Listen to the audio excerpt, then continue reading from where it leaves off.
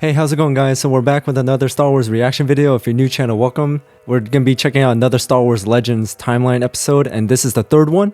And this it is called "How the Sith Rose to Power." And I mean, after seeing Sith history videos from the Old Republic series, that I already pretty much get an idea like how they rose to power and how they were destroyed by the Republic and how they rose to power again.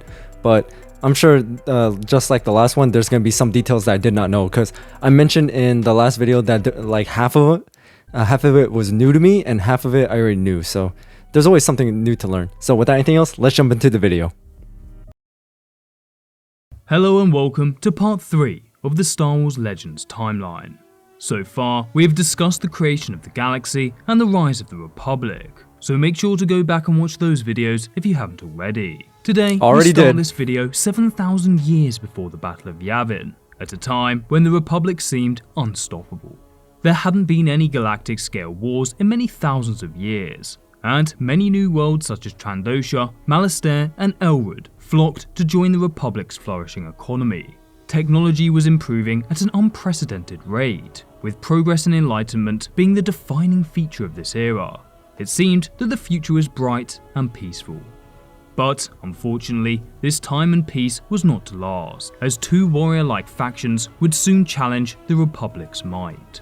And ironically, the most consequential of these factions would arise directly out of the Republic's success. The progressive way of thinking that dominated the Republic began to seep over to the Jedi Order, and many members began to question the Jedi's isolationist teachings.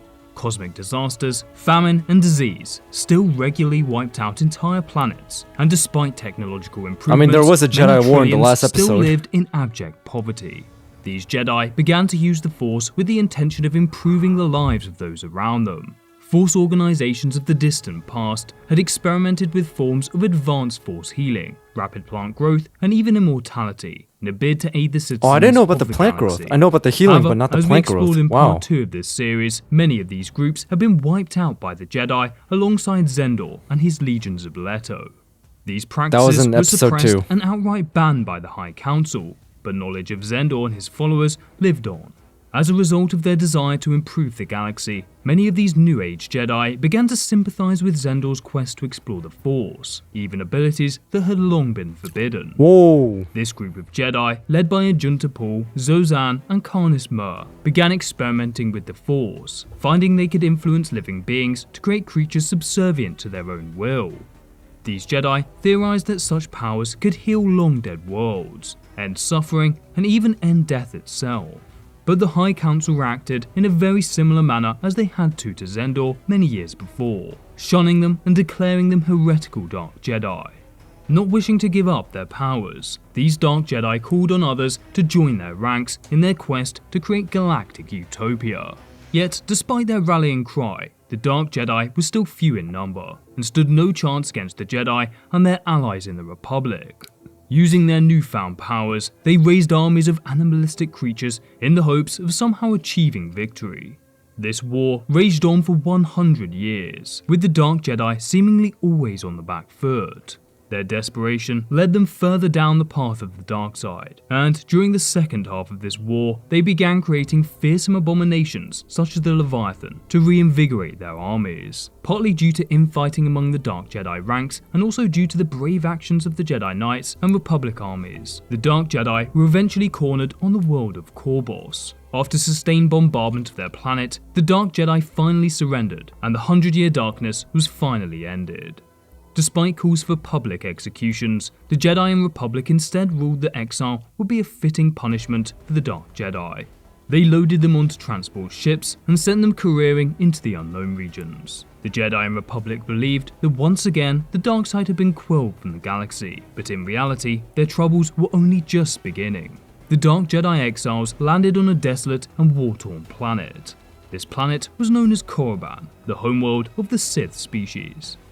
The Dark Jedi quickly used their powers and technology to overpower their king and took control of the already dark side inclined species. Man, that power cable connected to the lightsaber. Jedi declared himself the first Dark Lord of the Sith, swearing that they would one day destroy the Jedi and the Republic as retribution for defeating them. Elsewhere in the galaxy, another proud and warlike species was slowly growing in power. After being driven from Coruscant by the precursors of humanity, the Tang had spent almost 200,000 years in exile on the world of Rune. However, 200,000 years, wow. Around 7,000 years before the Battle of Yavin, a warlord united the Tang, claiming the title of sole ruler, or Mandoa in the Tang language. The united Tang embraced their warrior culture, claiming a jungle world in the Outer Rim. This world was a harsh place, filled with terrifying beasts known as mythosaurs. But the Tang tamed or killed these beasts, claiming the planet as their own. In honor of their first Mandoa, they renamed themselves the Mandalorians, and their homeworld, Mandalore. They developed a strict code of honor, emphasizing the importance of strength, family, and honor. They also developed a rich religion, centered around war. They came to believe that the stars were fallen Mandalores of the past, Mandalorians and are started amazing. worshipping a diverse pantheon of gods. The first god was known as Hod Horan.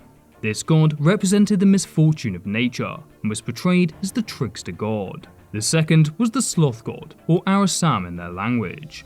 This deity was said to tempt the Mandalorian people into peace, hedonism, and idle consumption. This god was at constant war with the Mandalorians' favourite god, Kadharinga, the god of destruction and bringer of change. They believed that by following look at all those needles. of their war god, they would ascend to the afterlife, where they would protect their families for the rest of eternity. And after many years of building up their civilization on their new homeworld, the Mandalorians embraced cutting-edge weaponry and began expanding outward within their home sector. The Tang Mandalorians soon came into contact with the similarly aggressive Mandalorian giants, and the two species clashed ferociously. However, the two species were so impressed with one another's fighting prowess that many Mandalorian giants joined the Mandalorian way of life. This marked the beginning of a great change for the Mandalorians, slowly changing them from a species into a culture or way of life that any species could join. However, other species were not so lucky. The Navuta species were entirely driven to extinction by the Mandalorians, the first victims of their warlike ways. The Mandalorians continued to raid nearby systems, wiping out entire species and plundering their technology. Despite the Republic being aware of the growing Mandalorian threat, little was done to stop them. Few believed that any force in the galaxy could pose a viable threat to the might of the Republic that had stood for over 18,000 years. And besides, the Republic were far too busy expanding their reach and making money to be preoccupied with what they saw as lesser civilizations.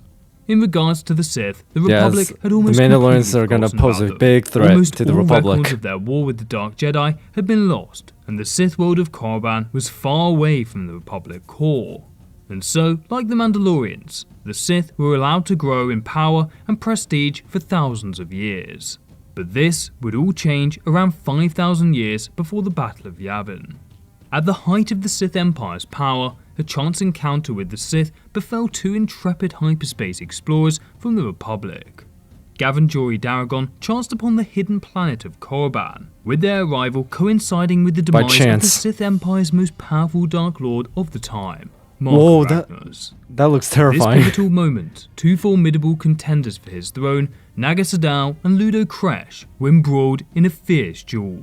Gavin Jory found themselves swiftly apprehended and whisked away to the icy Sith citadel world of Ziost for relentless interrogation. Once the Sith Lords unveiled the connection between these captives and the Forgotten Republic, under the leadership of Kresh, they branded them as spies, deserving of a grim demise.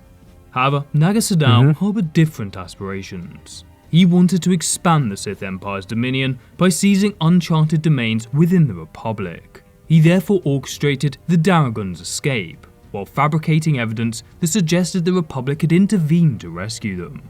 Sadow cunningly transported the Daragons to his personal castle, assuming the guise of an ally who was there to help them. Concurrently, he leveraged their supposed escape to ignite an inferno of belligerence among the Sith Lords, stoking the fires of war against the Republic.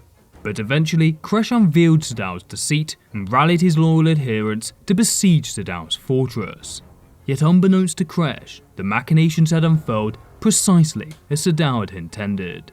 Sadow unleashed a colossal force that he had secretly concealed, wreaking havoc amongst Kresh's unsuspecting forces. Kresh, caught in the destruction, witnessed the annihilation of his flagship. This I know. His ambition to rule the Sith crumbling away with it. With his rival vanquished, Sadao coalesced the might of the Sith Empire, donning the mantle of Dark Lord of the Sith. With the Sith Empire united behind him, he embarked upon his audacious invasion into the heart of the Galactic Republic, intent on bringing its dominion to its knees. Traversing along the hyperspace routes, Sadao established his strongholds in the core worlds, masterminding the invasion of a multitude of Republic planets. Sadao harbored no illusions about triumphing over the considerably larger Republic Navy through sheer force. Instead, he wagered on the element of surprise and swift initial victories as the foundation of his strategy. From the vantage point of his eye-shaped meditation sphere, he invoked the power of battle meditation. This was not just to infuse his forces on the battlefield But still, Sean had the same ability about this. He also created a myriad of illusions to make his forces appear much more numerous than they really were. It was his belief that the unexpected brutality of the Sith offensive. I didn't know battle meditation could do that, like create illusions. Navy. Sadao launched an aggressive assault on Kakaleus and the forest shipyards. Following the path of the established trade routes, the Sith forces set their sights on Coruscant itself. The Sith Armada unleashed wave upon wave of landing craft onto Coruscant's surface, each teeming with monstrous tusked war behemoths and battalions of ruthless Massassi warriors. Under the command of Naga Sadao, light years away, they launched a fierce charge towards the Senate Hall. At the Grand Staircase, a small number of Jedi and a modest battalion of the Republic Army braced themselves against the oncoming tide of the Sith Horde. However, Sadao would be betrayed by Gav Daragon, who took aim at his meditation sphere, disrupting his mental fortitude with a barrage of weapon fire. But as Sadao's meditation sphere suffered damage, the illusory augmentations of the Sith army dissolved into the ether. Heartened by this turn of events, the Jedi rallied their forces, calling for a counter-offensive that sent the Sith recoiling back towards their vessels.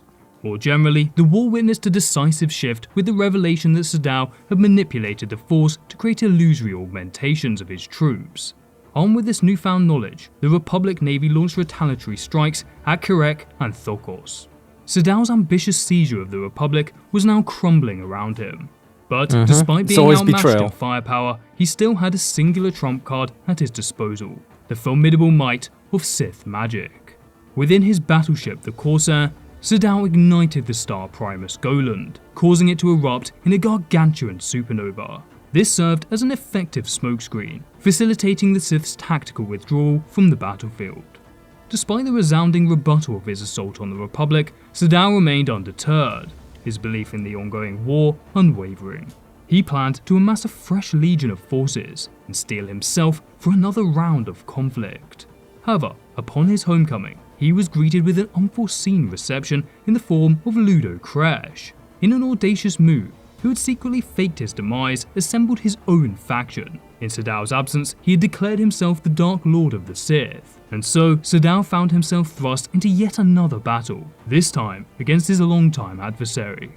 Kresh's forces nearly overwhelmed Sadao's battle-worn fleet, but victory was snatched from Kresh's grasp when one of Sadao's pilots launched a kamikaze attack on Kresh's flagship. The destructive impact took the self-proclaimed Dark Lord's life, simultaneously shattering the morale and resolve of his remaining troops. However, Sadao's trials were far from over.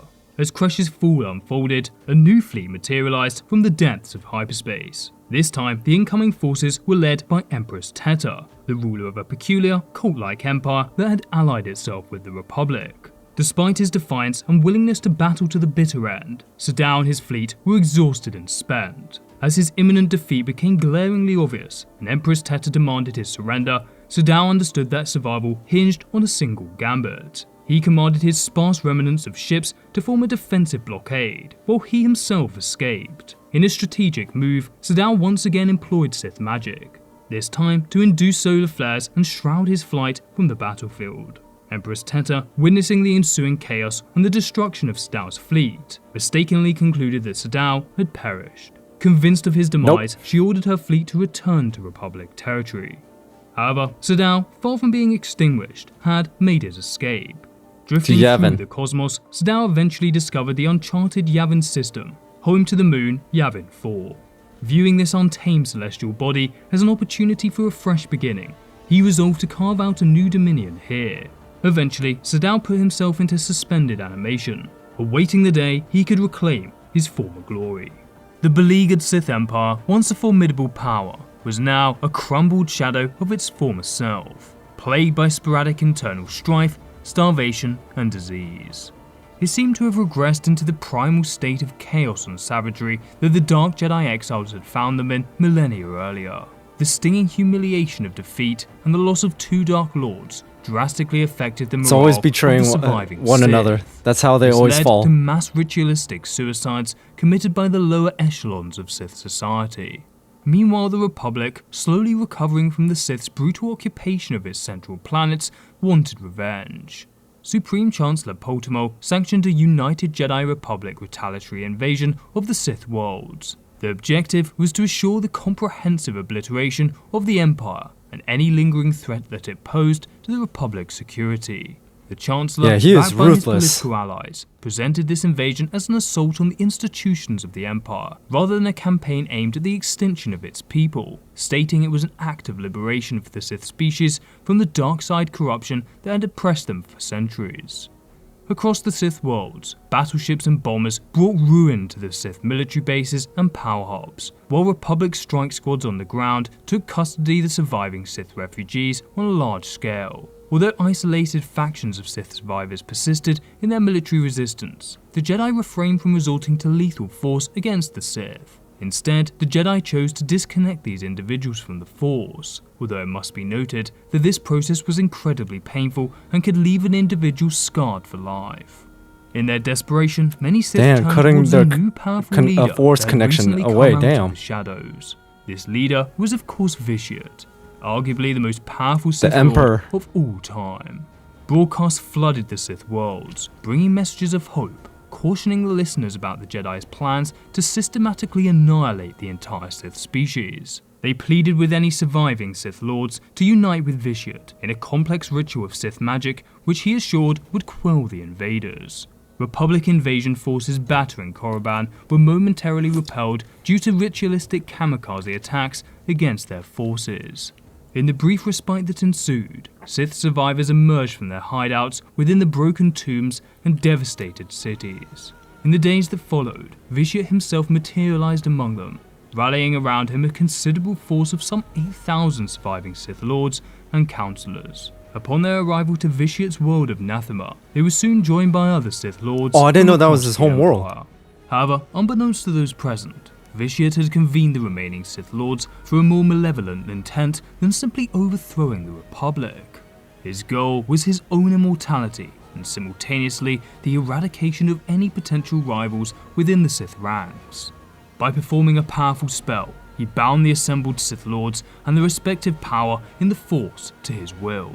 Vitiate then initiated a 10-day-long immortality ritual that wiped out all life on Nathema. This infamous ritual of Nathema bestowed upon Vitiate functional immortality and immense force power, a cost paid for by the planet and its inhabitants. Upon securing immortality and eliminating potential competition within the Sith ranks, Vitiate left his home planet, leading his faithful followers away with him.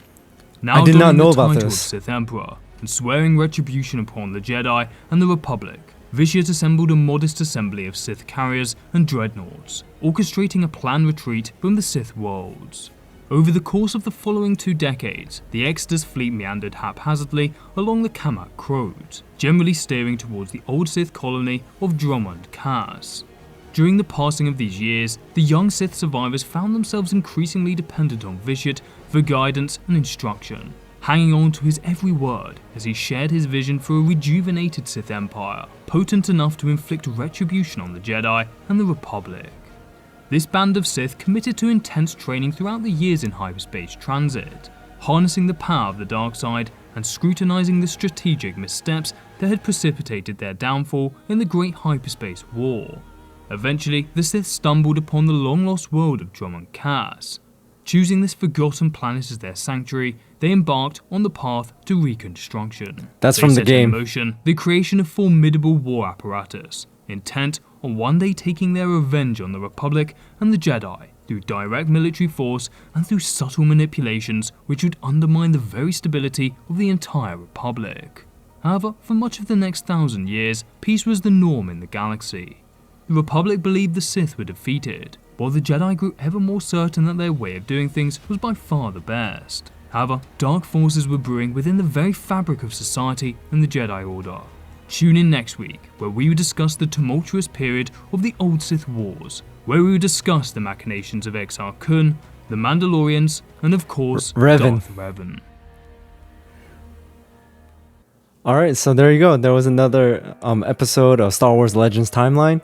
And so basically, just like the second episode, half of it I did know, and some of it I did not know, like Darth Vitiate's 10-day ritual to gain immortality. I know he had some sort of immortality, but I didn't know how he did it. Like, it was a ritual and he pretty much cleansed his entire home planet. I didn't know about that. However, Naga Sadao and like how he was betrayed and the attacks and all that, I did know because that happened in like so many like Republic history videos and Sith history videos. So it was a recap of what I did know, and I learned a few new things. So that was another great video. So I really enjoyed that. Anyways, thank you guys for watching. I hope you enjoyed this episode. If you watched all the way to the end, thank you. And also hit that notification bell so you know when I drop another episode. And thank you so much for your support. I really do appreciate it. And until then, I'll see you guys next time.